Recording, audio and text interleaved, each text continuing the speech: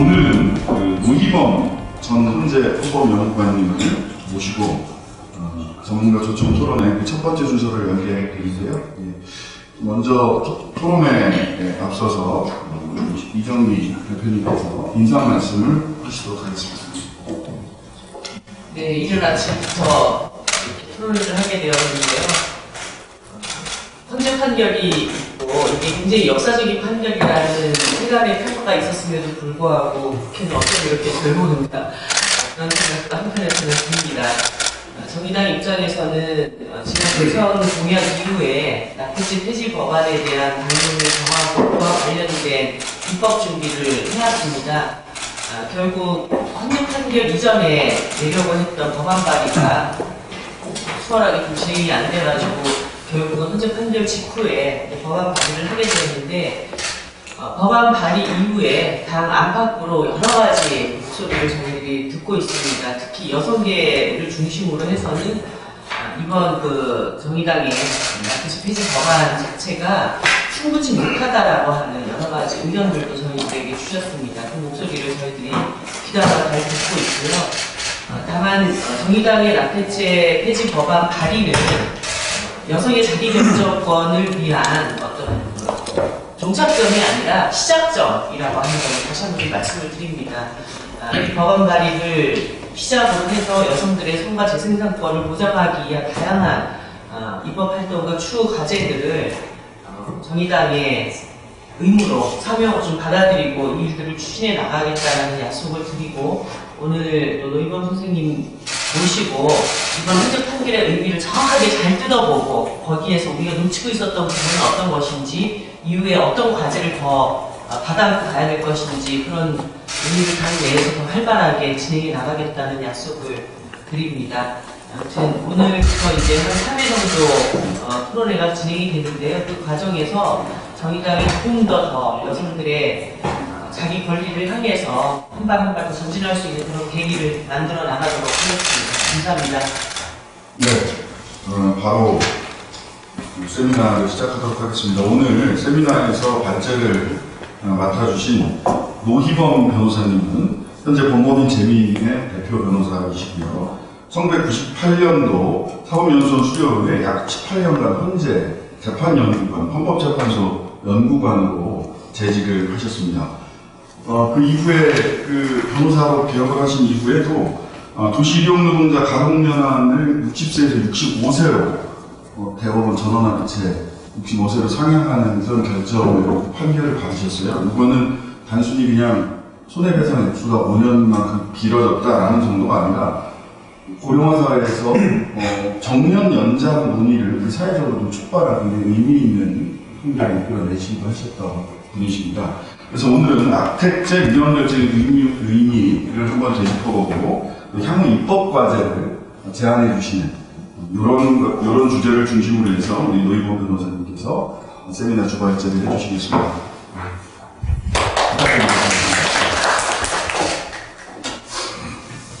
반갑습니다. 저 노희범 변호사입니다. 이 자리 초청해 주셔서 감사합니다. 우선 저는 낙태 문제에 관해서 전문가는 아니고요. 제가 헌법재판소에서 근무했던 경험 때문에 오늘 이 자리에서 헌재 결정의 의미에 대해서 조금 말씀을 듣고 싶은 그런 차원에서 아마 제가 초청된 것으로 알고 있습니다. 통상 이 헌재에 있었다고 해도 헌재 결정문이 나오면은 처음부터 끝까지 읽어보지 잘 않습니다. 근데 오늘 이 자리 때문에 제가 특별히 2번씩이나 한번 읽고 왔습니다. 지금 낙태 문제는 헌재 결정보다도 사회적으로 굉장히 중요한 문제고요. 그렇기 때문에 낙태 문제를 접근하는 방법은 다양하고 많이 연구 검토가 되어 있는 거를 좀 저도 알고 있습니다. 그래서 제가 그 많은 문제점에 대해서 제가 말씀드릴 수는 없고, 헌법재판소가 이번에 내린 결정에 어떤 정확한 의미랄까요? 그리고 그 결정에서 얻어지는 향후 국회가 이제 국회에 몫이 됐는데 국회가 법을 어떻게 개선할 수 있는지, 그리고 여성의 자기결정권을 최대한 보장하고 보호하면서도 태아의 생명권을 보호하는 것과 어떤 균형점을 잘 이룰 수 있는지 여기에 대해서 한번 제가 생각하는 범위 내에서 말씀을 드리고 앞으로 향후 계속적으로 개선 입법을 위한 전문가들과의 토론이나 이런 과정이 있으시다는데 오늘은 그냥 제가 그 단초를 좀 기초를 제공한다는 그런 의미로 제가 간단하게 말씀을 드리고 궁금한 점에 대해서 제가 아는 범위 내에서 말씀을 드리겠습니다. 우선 2019년 4월 11일 날 위헌 결정이 났는데요. 재판관 7대2의 의견으로 났습니다. 7분이 위헌 의견이고요. 그 위헌 의견 중에서도 4분은 헌법 불합치 의견이고 3분은 단순 위헌 의견입니다. 대상 조항은 이제 부녀, 인부가 직접 자기가 이제 낙태를 하는 자기 낙태죄 그리고 의사 등으로 하여금 동의를 받아서 의사가 낙태하는 의사 낙태죄 조항이고요. 여기서 문제된 거는 이제 의사 부분에 대해서만 났습니다만 낙태죄 조항이 특별히 의사에만 한정되는 것은 아니고 한의사라든가 조산사, 기타 의료인들 전부를 포함하는 건 개념이기 때문에 어차피 개선 입법이 이루어진다면 전부 다 해당이 된다고 봐야 될 것 같습니다. 관련 조항 부분은 이미 알고 계시는 부분이니까요. 지나가시고요. 3페이지 위헌 결정 이후의 요지를 간략하게 보겠습니다. 우선 재판관 4인의 불합치 의견, 그 다음에 3인의 단순 위헌 의견, 그 다음에 합헌 의견 2인이 있는데요. 합헌 의견은 법정 의견이 아니니까 여기서는 재판관 4인의 헌법 불합치 의견과 재판관 3인의 단순 의견을 한번 좀 보겠습니다. 불합치 의견 4인의 의견의 가장 핵심은 모자보건법이 예외를 제외하고 임신 기간 전체를 통틀어서 낙태를 전면적으로 금지하고 처벌하는 것이 여성의 임신의 유지 및 출산을 강제하는 것으로서 여성의 자기결정권을 침해한다는 것이 이제 핵심입니다.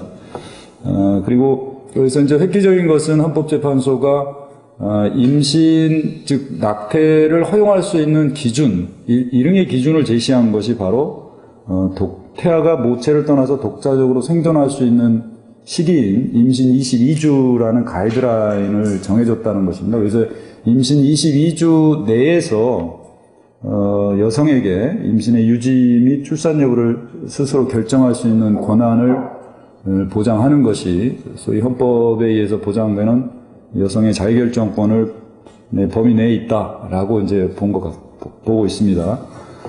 그리고 구체적으로 이제 이 낙태죄 조항이 위헌이라는 것은 현행 모자보건법에는 사회 경제적 사유에 의한 낙태를 허용하고 있지 않습니다. 그래서 주로 이제 앞에서 보시겠지만 모자보건법 14조에 보면은 이제 정신적, 신체적 질환이라든가 여기에 이제 한정돼 있다 보니까 정작 필요한 사회 경제적 사유에 의한 임신 중절이 필요하다. 그런데 사회 경제적 사유에 의한 임신 중절, 즉 낙태는 전혀 허용하고 있지 않기 때문에 그 침해의 최소성, 피해 최소성 원칙에 위배된다는 점이고요. 상대적으로 그 태아의 생명 보호에 치중해서 여성의 자기결정권을 지나치게 제한하기 때문에 이른바 과잉금지 원칙의 마지막 단계인 법의 균형성 원칙에도 위배된다라고 이게 판단한 겁니다.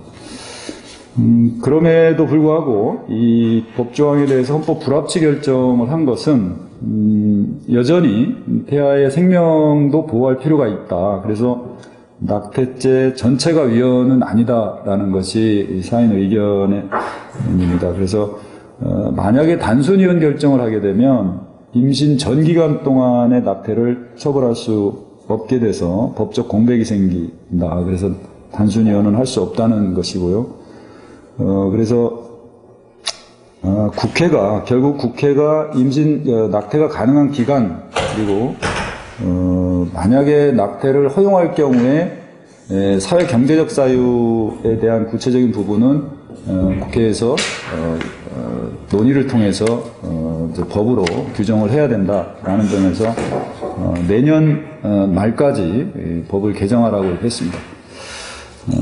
통상 근데 우리가 이해하기로는 헌법재판소에서 내년까지 개정하라 그러면 여유 있게 내년까지만 개정하면 되는 것으로 알고 있는데, 그래서 지금도 사실은 이게 법적 공백 상태가 있는데요. 그때까지 여유 있으니까 언제든지 그때까지만 만들면 된다라는 생각을 갖고 있는데, 이거는 헌재가 마지막 준 마지노선입니다. 그래서 만약에 그때까지도 개정을 못하면 법이 아예 이제 날아가 버리는 거죠. 그래서 지금 이런 낙태죄 헌법 불합치 같은 경우는 사실상 지금 낙태죄 위헌 결정 전에도 실효성이 없었습니다. 이제 사문화된 규정이었는데, 그걸로 인해서 또 규범은 실질적으로 처벌을 하고 있고, 실제로 그러다 보니까 이제 비위생적인 낙태라든가 이런 것들이 더 이제 많이 있어서 이제 더 문제가 됐었는데, 그런 점에서 지금 내년까지 기다려서 이 법을 개정하는 것은 정말 국회가 의무를 다하지 않는 거다라는 생각이 듭니다. 그리고 그전에는 헌재가 어떤 위헌 결정을 안 내려줬기 때문에 국회에서 논의가 아무래도 조금 위축이 됐었지만, 헌재에서 이미 가이드라인을 제시하고 위헌 결정이라는 명확한 기준을 제시했음에도 불구하고 아직도 진행이 안 된다는 점은 좀 반성해야 되지 않나라는 그런 생각이 들고요. 네. 그 다음에 3인 의견인데요. 3인 의견은 기본적으로 불합치 의견 사인과 동일합니다. 다만 3인 의견의 어떤 그 4인 의견과 좀 더 다른 점은 좀 더 나아갔습니다. 그러니까 4인 의견은 22주 내에서 낙태를 허용할 수 있는 기간은 국회가 정할 수 있다라고 됐습니다. 그리고 그 사유는 국회가 정할 수 있다라고 했는데요. 이 3인 의견은 임신 14주, 즉 소위 이제 13분기라고 합니다. 전체 임신 기간을 기준으로 해서 3개월 한 2주 정도의 기간은 말하자면 태아가 인간으로서 성장해 나가는 단계를 기준으로 봤을 때 인간에 대한 근접성이 좀 약한 상태거든요. 그래서 이때까지는 여성의 자기결정권이 절대적으로 존중되어야 한다라는 그런 의미입니다. 그러니까 사유를 불문하고 임신한 여성이 자기 스스로의 판단에 따라 언제든지 낙태할 수 있도록 해야 되고, 임신 14주까지 낙태를 금지하는 것은 헌법에 위반된다라는 겁니다. 그래서 이 재판관 3인의 의견이 가장 어떻게 보면 진보적이고 획기적인 그런 규정이다, 결정이다라고 이렇게 보시면 될 것 같습니다. 구체적인 이유는, 임신 14주까지의 낙태는 비교적 안전하다. 인부한테도 안전하고요. 그리고 소위 이제 태아의 어떤 보호의 정도도 그렇게 크지 않다라고 이렇게 보는 겁니다. 그리고 기본적으로 이 헌재 위헌 결정을 내린 부분은 꼭 태아의 생명 보호라는 것과 여성의 자기결정권이 반드시 대립하는 개념이 아니고, 어떻게 보면은 목표가 같이 이게 진행될 수 있다는 겁니다. 태아의 생명 보호가 곧 인부의 생명 신체의 안전을 보장하는 그런 차원도 있다라고 본 점에서는 상당히 의미 있는 그런 결정이 아닌가 싶고요. 또 하나 3인 의견은 이제 단순 위헌 결정을 해야 된다라는 건데요. 불합치 결정과 달리 위헌 결정, 지금 현행 낙태죄 규정이 지금까지 위헌 결정 이전에도 실질적으로 형벌의 위화적 기능이 거의 없었다는 겁니다. 그래서 사문화되어 있었기 때문에 제대로 그 기능을 하지 못했고, 그래서 위헌 결정이 나서 낙태죄가 폐기된다고 하더라도 법적 혼란이나 이제 공백이 발생하지 않는다라고 이제 본 거고요. 여기에는 이제 또 하나 중요한 문제가 있습니다. 이제 형벌에 관한 규정이 위헌 결정됐을 때는 법 제정 시로 이제 소급해서 무효가 되는데, 사실상 낙태죄가 헌법에 위반된다고 하면서 사실 살려둔 거거든요. 그러니까 이 헌법재판소법에 이제 형벌에 관한 위헌 결정의 효력에 대한 소위 소급표 원칙에도 이제 반하는 측면이 있다는 점입니다. 그래서 그리고 또 하나는 이제 지금 이 3인 의견에서는 임신 14주까지 낙태는 절대적으로 허용되어야 한다. 그렇기 때문에 입법 재량이 없다는 겁니다. 그래서 14주 이후 22주 사이에 낙태는 일정한 사회경제적 사유를 추가해서 낙태 여부를 결정할 수 있도록 해도 좋으니 그 혼란이 있을 수 없다. 명확하다라고 이게 본 겁니다. 합헌 의견 부분은 그냥 보시면 될 것 같고요. 결국 위원 결정은 이제 낙태죄 규정이 뭐 사실은 살려는 놨지만 사실상 이제 실효성이 이제 상실됐다고 보여지고요.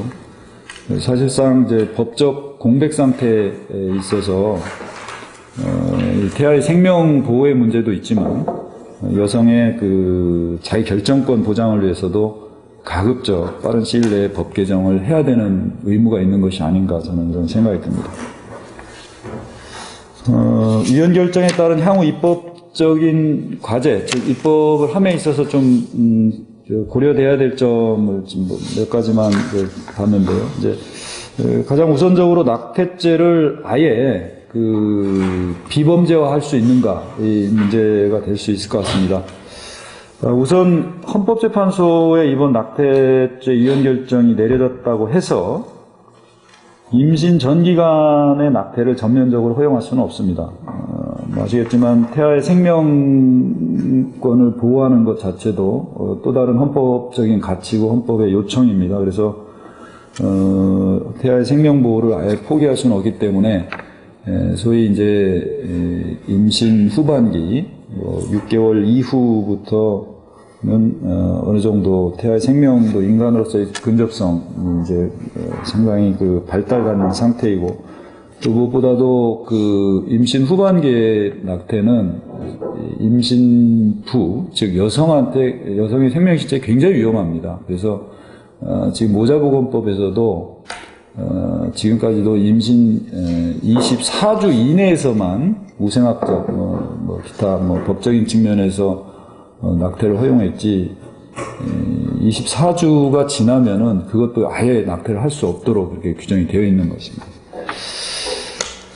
그래서 문제는 일정 시기 이후에 낙태를 이제 금지하더라도 과연 낙태 행위를 했다고 해서 이것을 범죄로 취급을 해서 형사처벌을 반드시 해야 되느냐 이런 것인데요.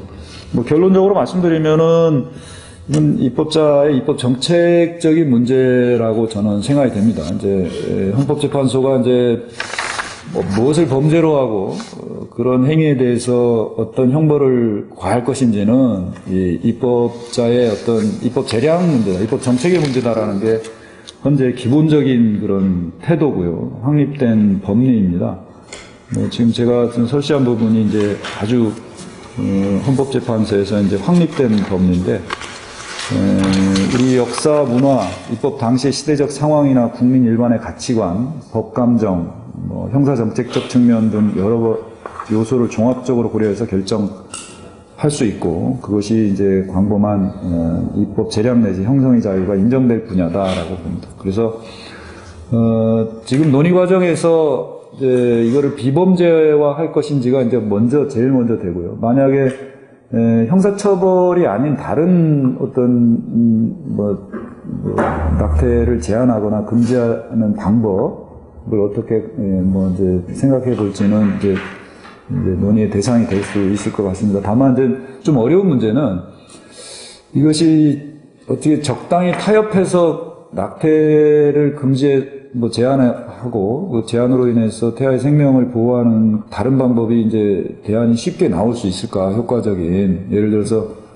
충분히 또 형사처벌이 아니면은 내가 낙태를 해서 다른 불이익은 기꺼이 감수하겠다라는 어떤 수범자의 태도가 있을 수도 있기 때문에 이 부분은 좀 어떤 대안을 찾기가 좀 만만치는 않을 것 같고요. 다만 현재에서도 어떤 임산부의 임신한 여성에 대한 어떤 낙태 제한이나 금지를 유도하거나 교육하거나 상담을 통해서 어떤 기회를 제공하는 것 이런 것들을 많이 제안을 이제 제시를 했는데 그런 방법은 이제 앞으로 좀 논의를 해야 될 부분이 아닌가 생각되고, 저는 그 분야에 대해서 전문가가 아니어서 특별히 대안을 제시하기는 좀 어려웠던 것 같습니다.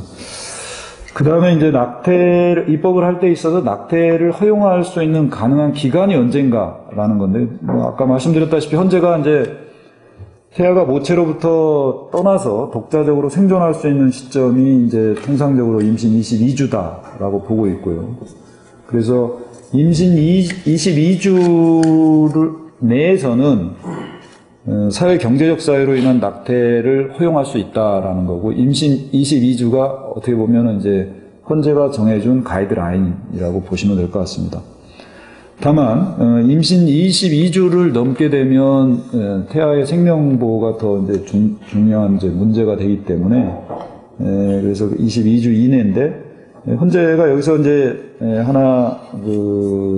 또 하나의 가이드라인을 정해준 것이, 임신 22주 이내에서의 어떤 특정 기간까지, 임신 때로부터 여성이 자기가 임신한 사실을 인식을 하고 내가 임신을 계속 유지할지 출산을 할지에 대해서 여러 가지 그 상황, 여러 가지 사정을 고려해서 자기가 결정할 수 있는 시간을 소위 이제 결정 가능 기간이라고 이제 표현을 썼는데요. 그 결정 가능 기간은 소위 이제 법으로 입법자가 정해야 된다라고 본 겁니다. 그래서 임신 가능은 최대한 22주까지라고 보시면 될 것 같고요.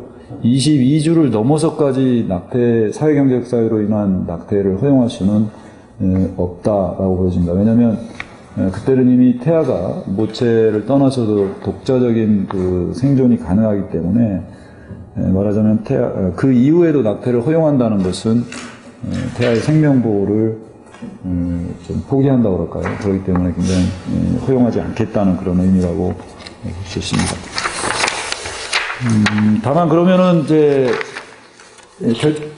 결정 가능 기간이 22주 내에서 어디까지냐, 이것이 바로 이제 입법자가 정해야 될 문제입니다. 뭐 20주까지 할 수도 있고요, 18주까지 할 수도 있고, 또 문제는 이제 아까도 말씀드렸다시피 단순위원 의견을 내신 세 분의 재판관은 임신 14주까지는 이유 여하를 불문하고 임신한 여성이 낙태 여부를 결정할 수 있도록 허용해야 된다라는 의견입니다. 그래서 그러면은 우리가 이제 개선 입법을 하는 과정에서 임신 14주까지는 사유를 불문하고 임신한 여성이 스스로 결정해서 낙태를 할 수 있도록 이렇게 허용하는 방안, 그리고 14주 이상 22주 사이의 어느 특정 시기까지는 법으로 이제 사회경제적인 사유의 예외를 들어서 낙태를 허용하는 방안이 있겠고요.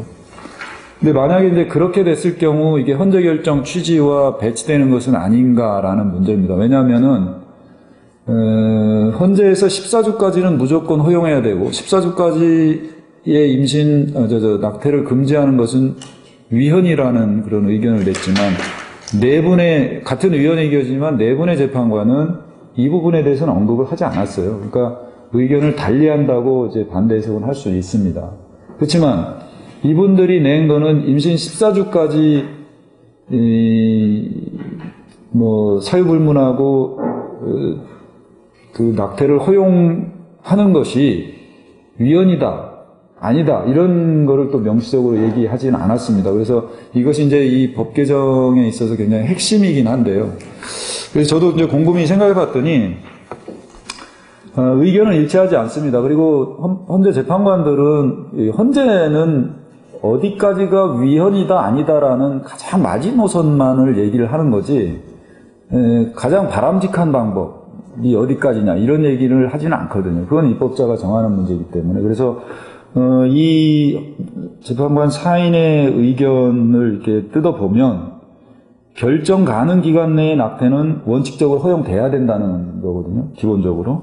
그리고 그 시기 및 사유 등은 입법자에게 넓은 재량이 부여되어 있다라고 이렇게 봤습니다. 그래서 소위 임신 14주 내 낙태 전면 허용이 법으로 만들어졌을 때 헌재에서 위헌으로 판단 내지 결정되기는 쉽지 않지 않나. 그래서 재판관 사인의 의견도 임신 14주까지 절대적으로, 그러니까 뭐 전면적으로 낙태를 허용하겠다라는 법이 만들어졌다고 해서 위헌으로 판단하기는 쉽지 않을 것 같다라는 게 제 사적인 견해입니다. 예.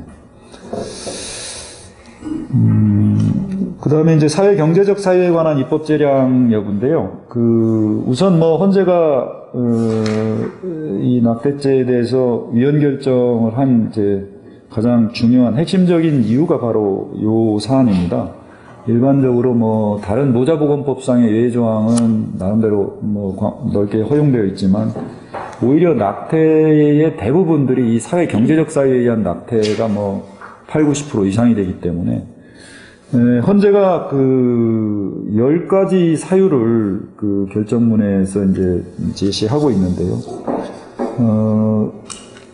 뭐 학업이나 직장 생활 등 사회활동의 지장이라든가 소득이 불충분하거나 뭐 기타 뭐 출산이 계속하기 어려운 경우, 특히 이제 상대 남성과의 관계 등에서 이런 경우를 헌재의 이 10가지 사유가 이게 우리가 개선 입법을 할 때 이 규정대로만 해야 되느냐, 그것은 결코 아니다라고 봅니다. 왜냐하면은 헌재는 이 사회경제적 사유에 의한 아무런 그런 예외 조항을 안 둔 것이 헌법에 위반된다라는 의미에서 그야말로 예시적으로 이런 것을 예를 들어서 규정했을 뿐이지 이 규정 외에 낙태 허용을 해서는 안 된다라는 그런 규정은 결코 아니다. 그리고 헌재가 입법 재량이 국회에 광범위하게 있다고 하는 이유는 바로 이러이러한 예시도 있다라는 그야말로 뭐랄까요,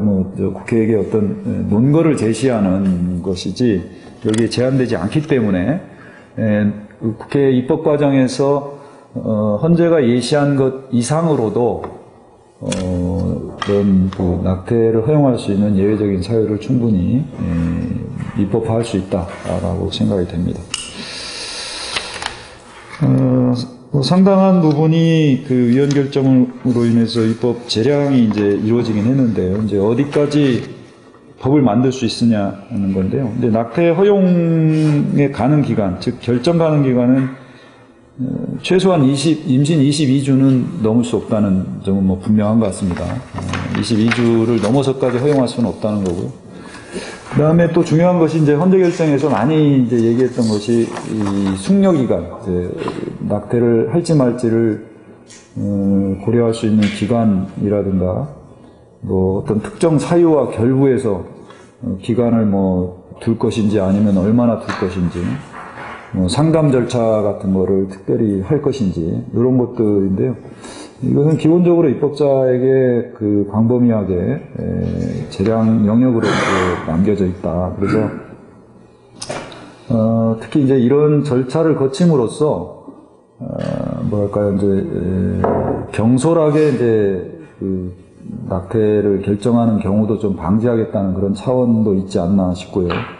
또 너무나 짧은 기간에 결정하라고 강요할 경우에는 오히려 여성이 자기결정권을 행사하는데 이제 제한을 받을 수 있다는 그런 의미도 있다고 보여집니다. 아무튼 이러한 문제들은 국회 입법 과정에서 넓게 이렇게 절차적인 요건을 정할 수 있고 그런 절차적 요건을 정하는 데 있어서는 특별한 제한은 없다고 보여집니다. 뭐 개선 지금 법의 공백 상태에 있기 때문에 그 법이 만들어질 때까지는 정말 법에 아무런 규정이 없습니다. 그리고 뭐 위헌 결정 전에도 그렇지만 이 낙태죄가 사실상 사문화되어 있어서 기소되거나 처벌되는 경우도 극히 예외적이었습니다. 이 사건의 발단이 된 것도 그 의사인데, 산부인과 의사인데, 사실은 뭐 낙태가 많이 이루어지고 있음에도 불구하고 또 의료보험이 안 되다 보니까 산부인과 의사들한테는 상당히 뭐랄까요, 이제 큰 수익이 되는 그런 부분도 있습니다. 그래서 69회에 걸쳐서 뭐 이제 낙태가 있어서 이제 기소가 됐던 사안이고요. 그 외에 그 많은 부분들이 낙태가 계속 이어지고 있고 아직도 비위생적인 상황이라든가 이런 경우는 계속 이어지고 있기 때문에 가급적 빨리 법이 만들어져서 해소되어야 된다라고 그런 생각이 듭니다.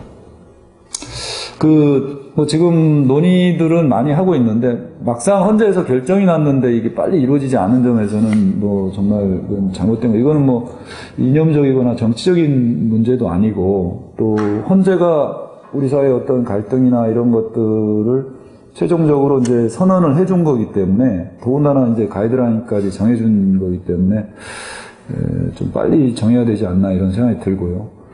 또 지금 물론 낙태를 반대하는 종교계라든가 다른 건 있지만 지금 낙태에 관해서는 연구 검토도 많이 되어 있고요. 특히 외국의 입법 예도 비교해서 고려할 부분이 굉장히 많이 잘 되어 있습니다. 그리고 또 헌재 결정 이후에 이제 어느 정도 국민의 어떤 공감대도 형성되어 있기 때문에 가급적 빠른 시일 내에 이런 위헌적 법 상태를 제거해야 될 필요가 있다라고 그런 생각이 듭니다.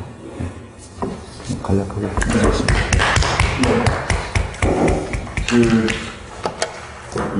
낙태죄 위헌 결정의 의미와 향후 입법 과제에 대해서 조목조목 말씀을 좀 해주셨고요. 따로 말씀을 정돈하지는 않겠습니다. 다만 강조해 주셨던 부분은 입법 공백을 최선 가급적 빠른 시일 내에 개선 입법을 마련해야 안전한 낙태가 가능해질 것이다. 그리고 일정하게 헌재가 우리가 입법 헌재가 제시한 가이드라인에 대해서도 쭉 설명하셨습니다. 우리가 그 가이드라인에 위헌 상태가 되지 않는 한은 입법 재량이 부여된 한에서는 충분히 이 가이드라인을 활용하고 또 그럴 필요성이 있다. 이미 사회적으로 갈등 상황을 일정하게는 큰 가이드라인 안에서 해결할 수 있는 방향은 헌재가 제시를 한 것 아니냐라고 하는 말씀까지 해주셨습니다. 여러 가지 논점이 있습니다. 사실 태아의 기본권 주체성이라고 하는 부분이 헌법불합치 의견에서는 태아의 기본권 주체성을 정면으로 인정을 했고, 그 다음에 단순위헌 결정에서는 태아의 기본권 주체성 논의를 하지 않더라도 국가가 보호 의무를 가지고 있다 라고 하는 이야기를 했는데요. 실은 철학적으로나 이렇게 쭉 들어가 보면 이 부분에 대해서부터 사실은 논의가 시작되는 부분들도 분명히 있습니다. 그리고 연동도 있긴 한데요. 비범죄화 여부, 또 실제로 우리 당대나 여성계의 논의와는 또 별개로 전 사회적으로 보자면 굉장히 중요한 논의의 축이 될 것으로 보입니다. 그 다음에 14주에서 22주, 그리고 22주 이상, 14주까지 크게 헌재가 준 이 기간 동안에 여성의 결정만으로 여성의 결정으로 낙태가 가능한지 다른 이유 없이 다른 연관, 숙려기간이나 상담 이런 거 없이 또는 14주에서 22주까지도 그렇게 보장이 되어야 될 것인지 아니면 14주에서 22주는 헌재 결정에 있을 때 사회경제적 사유에 의한 낙태는 허용될 수 있다라고 했는데 그 가이드라인 안에서 입법을 하게 될 것인지 우리 국회가 또 22주 이후에도 모체 건강이라든지 등의 불가피한 사유가 있을 겁니다. 그 불가피한 사유를 어떻게 설정할 것인지 등은 모두가 사실 우리 국회에 넘어와 있습니다. 이 가운데서 이런 상황에서 우리가 어떠한 입법적 대안 그리고 여기서 나아가서 재생산권이라고 하는 것을 보장하기 위한 추가적인 입법 내용은 어디까지 있는지를 우리가 쭉 토론을 하게 될 것인데요. 오늘은 일단 낙태죄 위헌 결정이 있는 향후 입법 과제를 중심으로 해서 논의를 집중해서 진행하겠습니다.